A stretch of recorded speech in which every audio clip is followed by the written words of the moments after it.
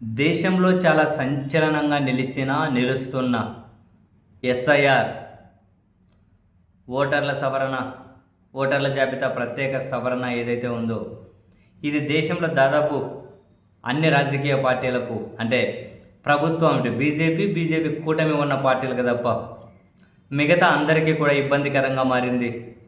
ఇవి కొందరిని టార్గెట్ చేసి ఓట్లను తొలగించడం కోసం వాడుతూ ఉన్నారు. బీజేపీ ప్రయోజనాల కోసం, బీజేపీ కూటమి ప్రయోజనాల కోసమే దీన్ని వాడుతూ ఉన్నారని దేశవ్యాప్తంగా విమర్శలు వినిపిస్తూ ఉన్నాయి.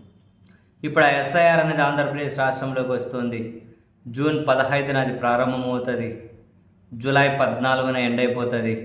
జూలై 1వ తేదీన ఓటర్ల జాబితాను ప్రచురిస్తారు. ఈ క్రమంలో దీన్ని రాష్ట్రంలో రాజకీయ పార్టీలు, మరీ ముఖ్యంగా బీజేపీ ఉన్న కూటమికి వ్యతిరేక, అంటే సపరేట్గా ఉన్నటువంటి వైసీపీ ఈ కార్యక్రమాన్ని, ఎస్ఐఆర్ ఓటర్ల జాబితా ప్రత్యేక సవరణ కార్యక్రమాన్ని చాలా ప్రెస్టీజియస్గా తీసుకుంది. వాళ్ళు జాగ్రత్తగా పరిశీలిస్తున్నారు.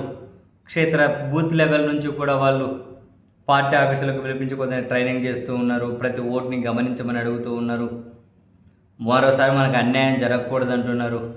సో క్షేత్రస్థాయి నుంచి ఏ విధంగా మానిటరింగ్ చేయాలి, ఏ విధంగా వీటి మీద దృష్టి పెట్టాలని సపరేట్ ట్రైనింగ్ క్లాసులే పెట్టారు.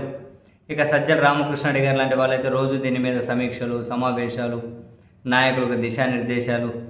మొత్తం మీద ఏమో ఇక్కడ చంద్రబాబు నాయుడు గారు ఉన్నారు, బీజేపీ కూటమి ఉంది. చివరికి వీళ్ళు ఏ తతంగం, ఏ మంత్రంగం ఎట్లా నడుపుతారో ఎవరికి తెలుసు అని చెప్పి వైసీపీ భయపడడం అంటే అలర్ట్ అవుతూ ఉంది. సో రోజు ఏ సమీక్ష సమావేశాలు పెడుతూ ఉన్నారు. నిజం చెప్పాలి అంటే ఇది వైసీపీ సమస్యనో, టీడీపీ సమస్యనో, బీజేపీ కాంగ్రెస్ సమస్యనో కాదు. ఇది ప్రజాస్వామ్యం సమస్య, ఒక వ్యక్తి యొక్క హక్కు సమస్య. మీ ఓటే ఉందా లేదా మీరు చూసుకుంటూ ఉండండి. ఒకవేళ మీ ఓటు కనుక తొలగించారు అంటే మీ ఓటు రక్షణ కోసం, తద్వారా ప్రజాస్వామ్యాన్ని కాపాడడం కోసం ఏ స్థాయి పోరాటానికైనా మీరు కూడా సిద్ధపడాలి.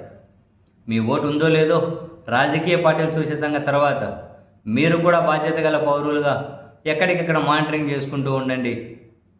మీ ఓటు ఏదైనా అన్ని అర్హతలు ఉండి తీసేస్తే, మీ ఓటు కనుక తీసేస్తే నిర్దాక్షిణ్యంగా దాన్ని కొన్ని రాజకీయ పార్టీల దృష్టికి, ఫస్ట్ వ్యవస్థల దృష్టికి తీసుకెళ్ళండి. వాళ్ళు ఎటు వినరు.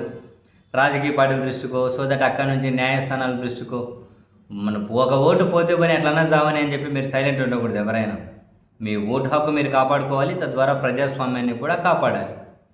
రాజకీయ పార్టీలు వాళ్ళ బాధ్యత వాళ్ళు నెరవేర్చడం కోసం ట్రైనింగ్లు ఇస్తూ ఉన్నారు, వాళ్ళు మానిటరింగ్ చేసుకుంటూ ఉన్నారు. సో నీ ఓటు నువ్వు కాపాడుకోవాలంటే నీ ప్రమేయం కూడా ఉండాలి కదా. నువ్వు కూడా వాటిని మానిటరింగ్ చేసుకోవాల్సిన అవసరం ఉంటుంది. ఎవ్వరు ఎక్కడ మీ ఓటు కోల్పోతే వెనక్కి తగ్గాల్సిన అవసరం అయితే లేదు. అన్ని అవకాశాలను ఉపయోగించుకోండి.